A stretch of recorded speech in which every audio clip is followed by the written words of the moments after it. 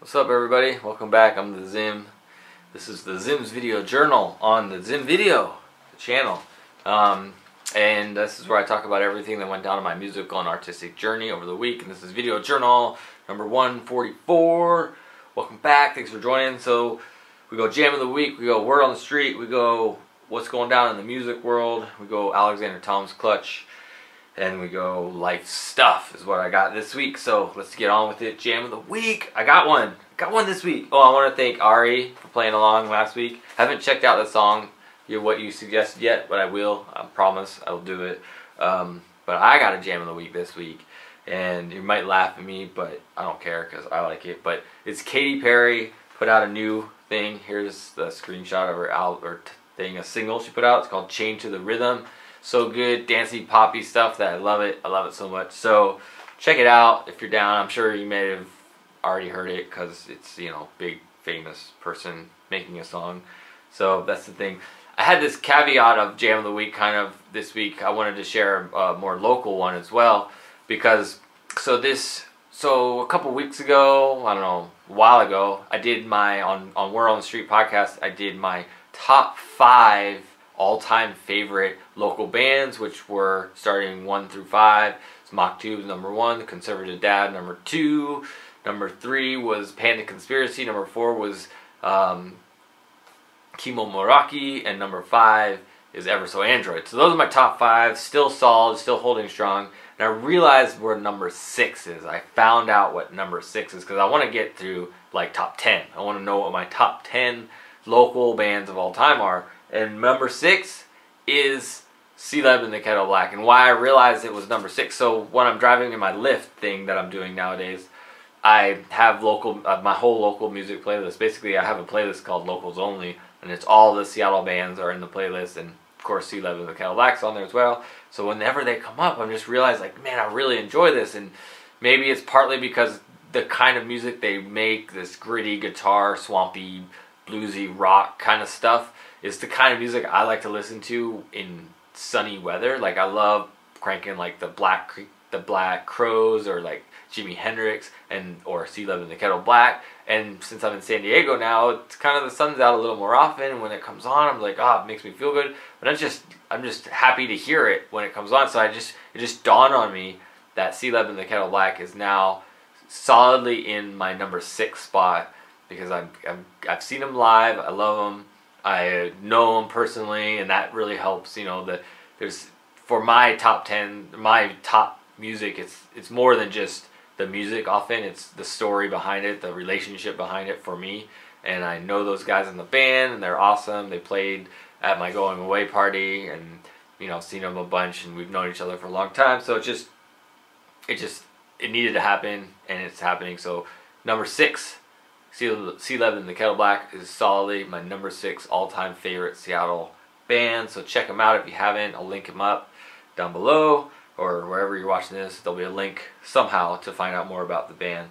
So check it out. We're on the street this week. We had Chris ST.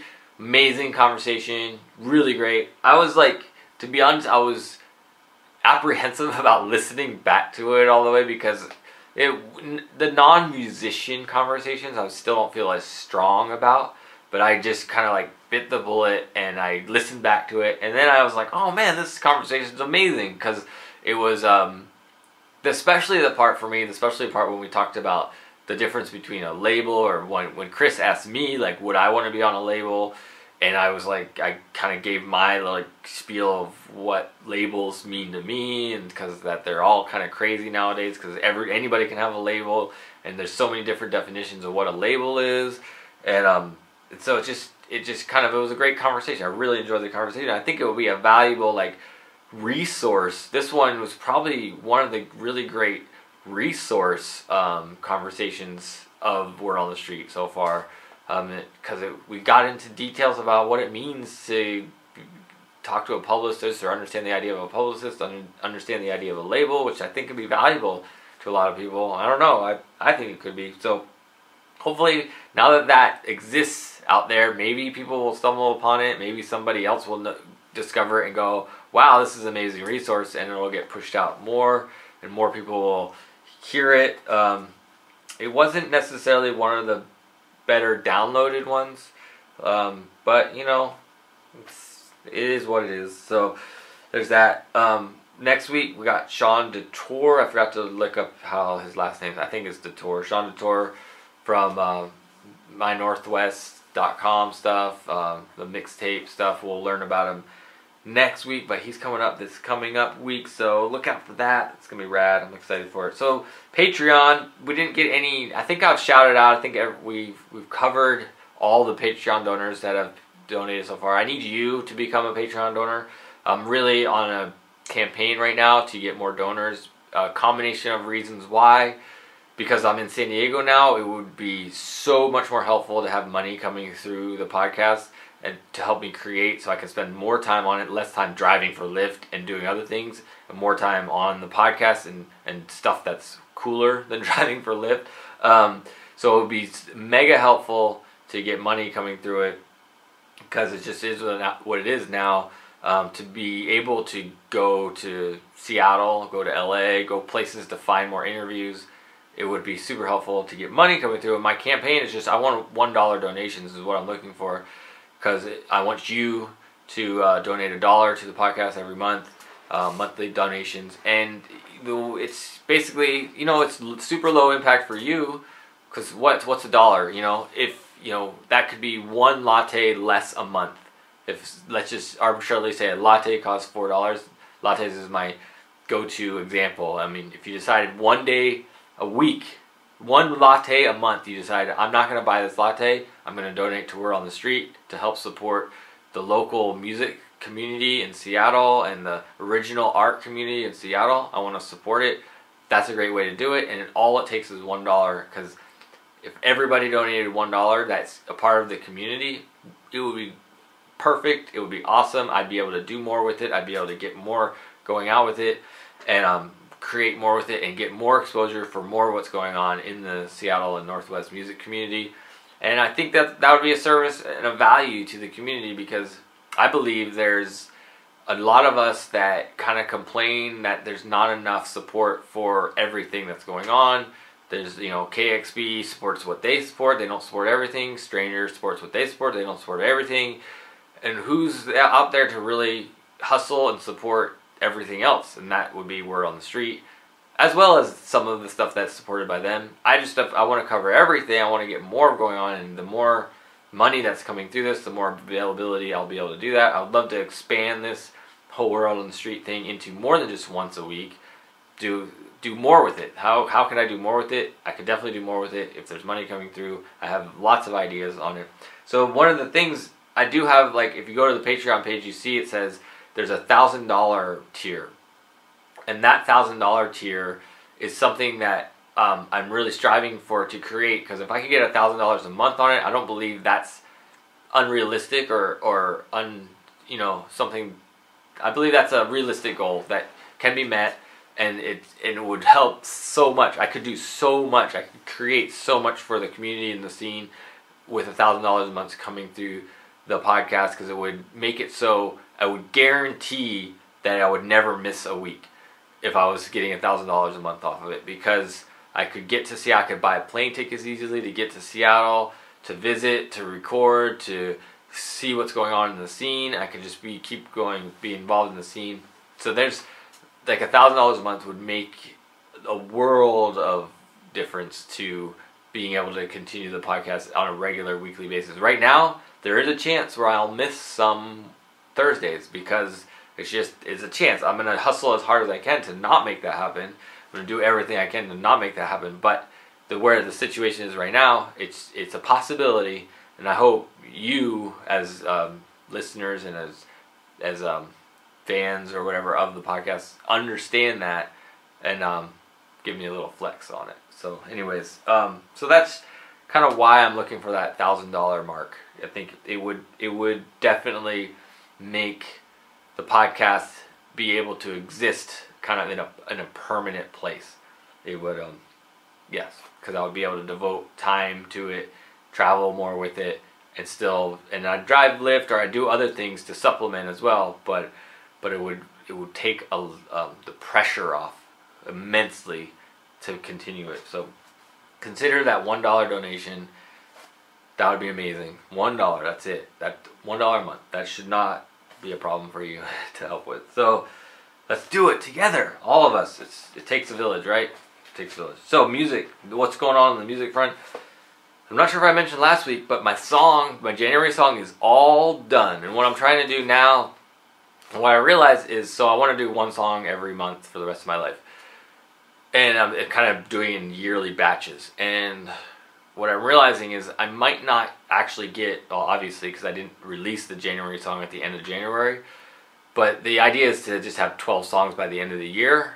Hopefully not all at once at the end of the year. Hopefully they will be close to monthly releases. But I'm realizing that it won't be monthly releases. It's just that I'll have 12 songs by the end of the year. But I'm close. I have the song. I'm going to make a video for it, and then I'll publish it. I was hoping to get a remix made of it, but I'm having a hard time getting anybody to give me a solid on creating one for me. So that's kind of a bummer, but I guess I'll just release it without a remix. Because I just wanted to like add a little more to the release, because I'll put it on Bandcamp, and then I'll have like a couple versions of the song ready on Bandcamp to go out. So January song is done, completely awesome. I'm super stoked on it. I think it sounds amazing, and I'll let you know more about it. When I actually do release it, I'll let you know more about it. March 19th, theZim's and Arock and Hmong Authors and Honor Hall, all going to be at the High Dive. We're going to rock the house. At 7:30 it starts. theZim's and Arock plays first. It's my 40th birthday party, so I'd really like it if you were there. So come on out to the High Dive on March 19th at 7:30. I think covers $6 in advance, $8 at the door, maybe something like that. I'm not sure how that all works, but that's that. Come on out. I'll be in Seattle March 16th through the 24th, basically working, getting podcast recordings, playing a show, and hopefully I'll see you at somewhere along the lines. So that's going on. Alexander Thomas, I finished my first batch of 16 clutches. Here's one of them. So they're like white. Well, I grabbed two of them. This one and this one. So I don't know if you can tell on this camera, but they're two different whites. This one's like a pure white, and this one's like a natural white, I guess. And so on the back they have the hearts and stars. So I finished them. They're online, ready to buy, and they have, some of them have a zipper pocket inside, some of them don't have the zipper pocket, but you'll see online if you go check it out.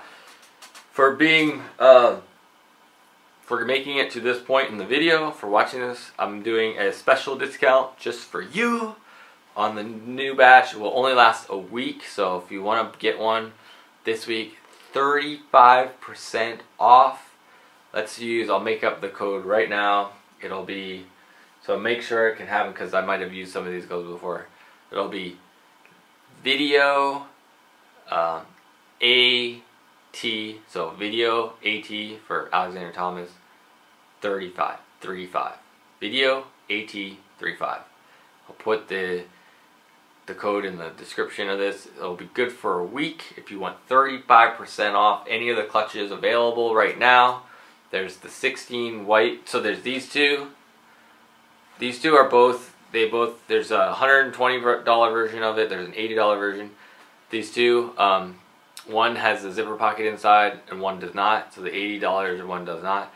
There's the same colors without the sugar skull, it's just solid color, no sugar skull. Those are available, same thing, zipper pocket, one with and without. There's a few black ones with the Alexander Thomas name on them, on there, and there's one Seattle 12 one still. So all those clutches that are online right now this week, if you want one this week right now, use, what did I say, video AT 35 as a discount code, and you'll get 35% off for yeah, being awesome and being you.